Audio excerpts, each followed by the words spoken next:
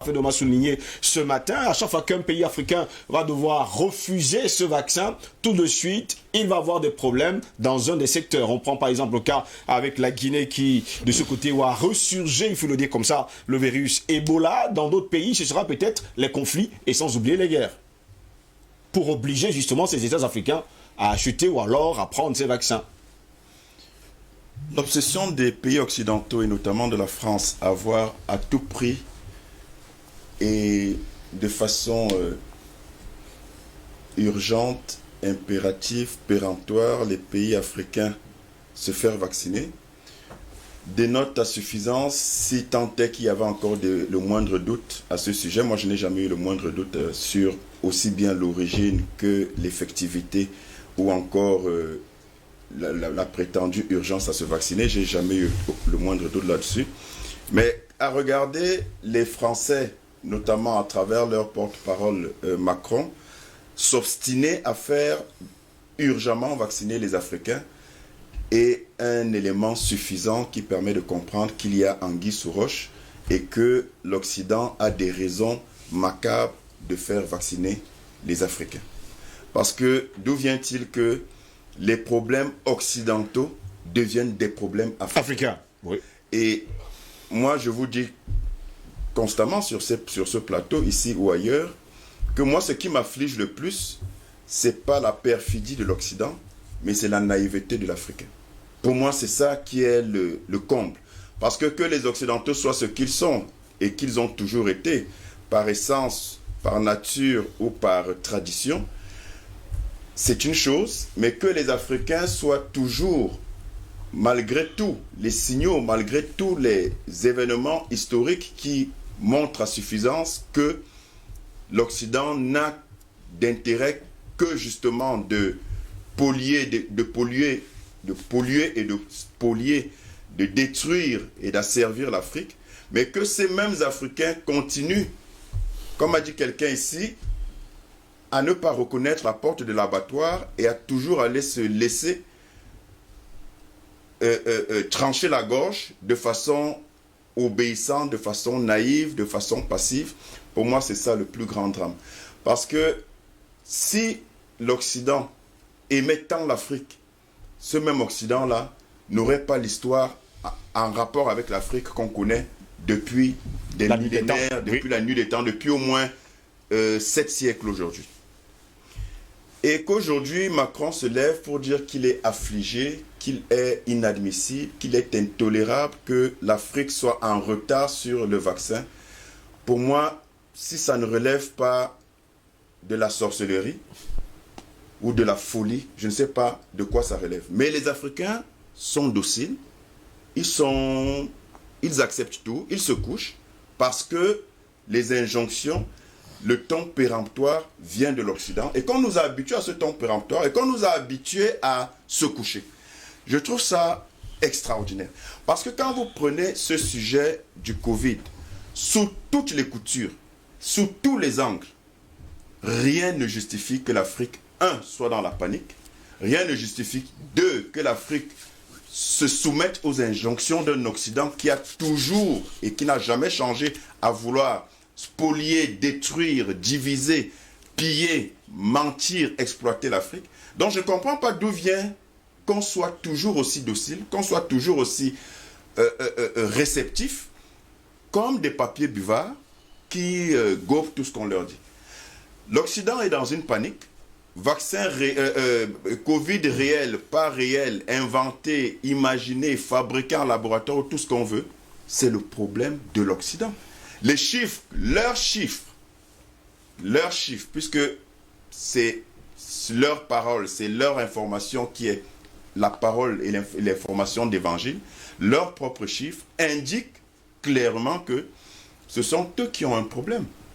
Et que nous, on n'a pas un début de problème. Je dis bien qu'on n'a pas un début de problème.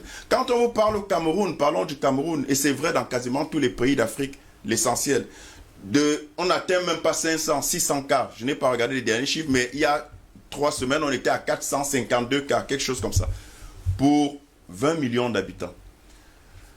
Pendant que les Africains se retrouvent dans une... Et quand je donne ces chiffres, on peut calculer sur 20 millions d'habitants le taux de mortalité ou de morbidité, ou même de létalité, quels que soient les taux qu'on calcule, on se rend compte qu'on n'est même pas à 1%. Mais d'où vient-il qu'on nous fasse injonction de nous vacciner et que les Africains reçoivent ça comme quelque chose sur lequel il faut réfléchir, quelque chose sur lequel il faut s'attarder, quelque chose qui devrait les préoccuper? Est-ce qu'on a attendu le Covid qui ne fait pas 0,001% des morts au Cameroun et en Afrique en général? Est-ce qu'on a attendu le Covid pour avoir des problèmes de santé? Est-ce qu'on a attendu le Covid pour avoir des problèmes de malnutrition? Est-ce qu'on a attendu le Covid pour avoir des problèmes d'emploi, pour avoir des problèmes d'asphyxie économique du fait de la servitude monétaire? Est-ce qu'on a attendu le Covid en Afrique pour avoir tous les problèmes réels de l'Afrique qui font des millions de morts tous les ans?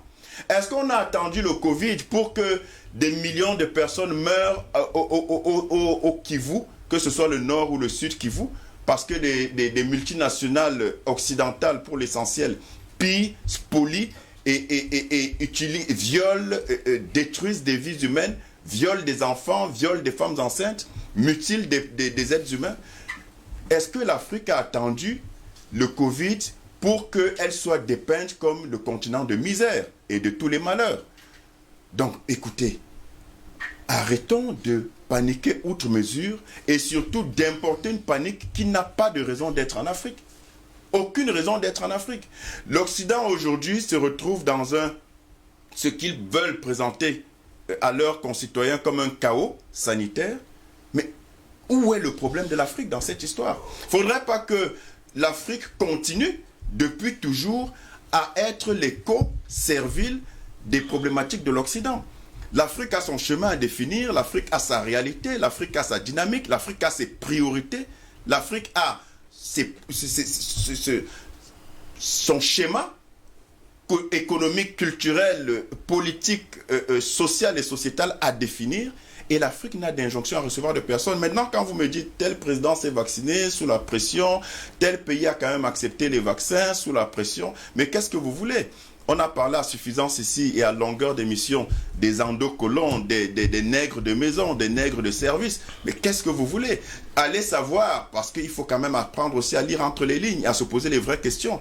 Un président qui se vaccine ou une Condoleezza Rice ou tous ces apôtres du vaccin pour le compte du Big Pharma qui se vaccine, allez savoir est-ce que c'est le vaccin? Est-ce que c'est vraiment le vaccin? Allez savoir ce qu'on va inoculer aux populations africaines.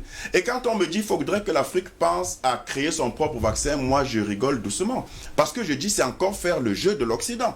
Pourquoi devons-nous créer un propre vaccin quand on n'a pas de vaccin pour la famine, pour le manque d'emploi, pour le chômage, pour le sida, pour le paludisme et autres? Il faut arrêter.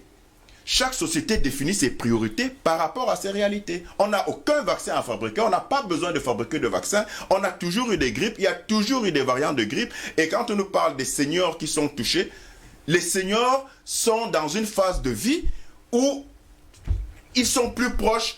Ça peut paraître macabre et cynique, mais c'est la vérité. Quand on nous dit que la plupart, 99% des morts ont entre 75 et 80 ans, qu'est-ce qu'on nous apporte de plus? Qu'est-ce qu'on nous apprend? Quelle est l'innovation? Il faut qu'on arrête. Il faut qu'on arrête. Et je termine en disant que Macron, en réalité, moi, je me demande finalement s'il ne faut pas rire ou pleurer, je ne sais même pas, quand on écoute un monsieur comme ça, je ne sais même pas ce qu'il faut penser de lui finalement. Je pense qu'il se croit encore à l'époque de Louis XIV, en 1848, quand Louis XIV a fait éditer le Code noir, où il était indiqué que le noir ne peut pas disposer de lui-même et qu'il est un bien meuble, et donc à la faveur également de la conférence de Berlin où Otto von Bismarck et ses copains se sont assis sur une table et ont dit bon, qu'est-ce qu'on fait de l'Afrique? Ou encore en 1879, si mes souvenirs sont bons, un Victor Hugo hyper raciste qui disait que l'Afrique a la chance d'avoir enfin rencontré l'Occident, qui venait parce que l'Occident avait pour devoir de civiliser l'Afrique parce que les Noirs n'avaient pas d'âme. Et Sarkozy s'est inspiré justement de Victor Hugo,